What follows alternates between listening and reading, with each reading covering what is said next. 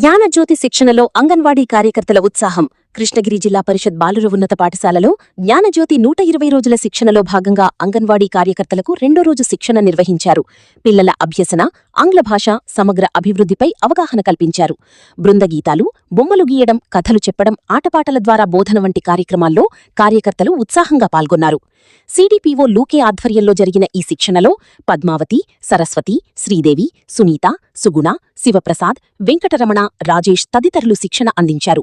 చిన్నారుల భాషా నైపుణ్యాలు, సృజనాత్మకత, సామాజిక మానసిక వికాసాన్ని పెంపొందించడమే శిక్షణ లక్ష్యమని నిర్వాహకులు తెలిపారు.